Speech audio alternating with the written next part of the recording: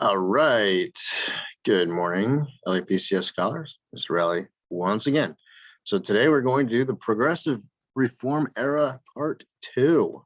So yesterday you completed your notes, either Cornell or outline notes. I don't know if I specified. Doesn't matter. Just do some notes.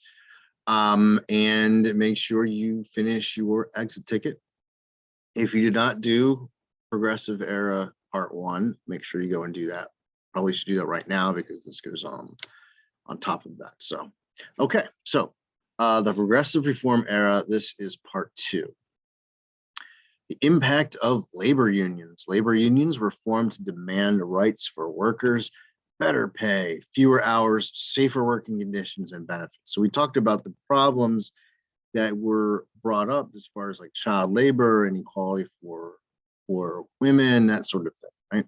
So, and then the terrible working conditions, that sort of thing. So that's what labor unions were for.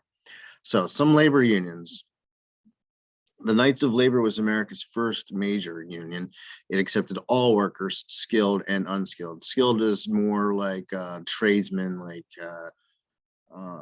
plumbers and electricians and things like that. And unskilled workers are considered people that don't need any sort of training. You can just walk right onto the job.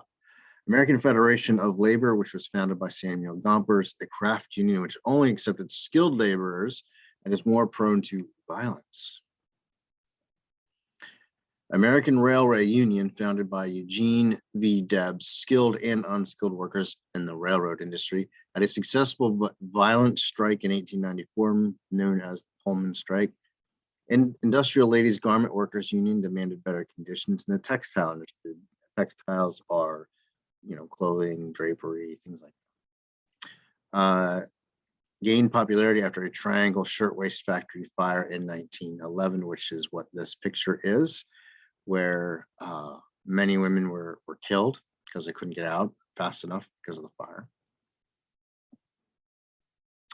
And it was unsafe in the first place. That's why there was a fire and why they couldn't get out. Labor strikes. The Haymarket Square strike in 1886 was in Chicago. Homestead strike in 1892, which was outside of Pittsburgh. Pullman strike, like I just said, in 1894, Chicago. These strikes were all violent and led to public fear of labor unions. While many were sympathetic to union causes, they did not like the perceived lawless and anarchist tendencies. An anarchist, somebody who doesn't want government, threw a bomb into a Chicago crowd protesting for an 8-hour workday during the Haymarket Square riot. 7 policemen and 4 civilians were killed. So yeah, this is the time period. Generally speaking, this is the time period where that 8-hour day sort of came to fruition. Now, a lot of us don't really work an 8-hour day, but that's, dependent on the industry that you work in. But a labor-intensive industry, that is still generally going to be around 8, sometimes 10 hours. That's what this is all about. Gains of labor unions. Well, they limited the work hours, like an 8-hour work day, 8-hour shifts, 8-hour rest. That's what this says. Oh, 8-hour labor, 8-hour recreation, 8-hour rest. And going on strike for unsafe work conditions. Sometimes going on strike is what you do to sort of get people's attention. So they were able to limit the work hours, regulate working conditions, make sure things were safer so that if there was a fire, there were exits to get out of it, that sort of thing. Preserved rights of unions to organize. Antitrust laws. So trust is a monopoly. One business controls everything.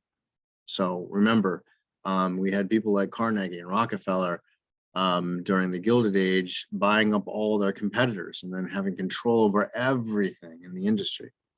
The Sherman Antitrust Act of 1890 prevents any business structure that restrains trade, or also known as monopolies. It was unsuccessful as it was really difficult to enforce. The Clayton Antitrust Act in 1914 expands the Sherman Antitrust Act, outlaws price fixing, and exempts unions from the Sherman Act. So it made it so that it was a little bit stronger. And that is often what happens. A law gets put into place and they find that it's really difficult to enforce it. So sometimes a new law gets put in place that changes some of those issues. Okay, so these I would take a good look at this picture.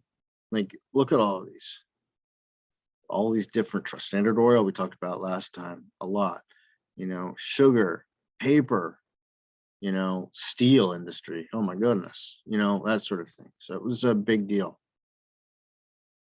Women's suffrage, not suffrage, as some people think. It's suffrage, as in the ability to vote. Excuse me for a second. Thank you. Sorry. It was the forerunner of the modern protest movement, benefited from a strong leadership by Susan B. Anthony and Elizabeth Cady Stanton, encouraged women to enter the labor force during World War I, which we will talk about next week, resulted in the 19th Amendment to the Constitution, which gave women the right to vote. Now, this was in 1919, 1920. So just think about it. So the first 100 and almost 150 years of the history of the United States, women could not vote. Think about that. Women couldn't vote for almost 150 years. It's crazy. But it happened. So, all right. So this was a quick one. Quick set of notes. You are to make sure you send me your notes so I can grade them. Do your exit ticket so I can grade that. Okay. There you go. You did a great job. Thank you for showing up. If you have any questions, come in and come into Zoom or email, and we will be happy to help you.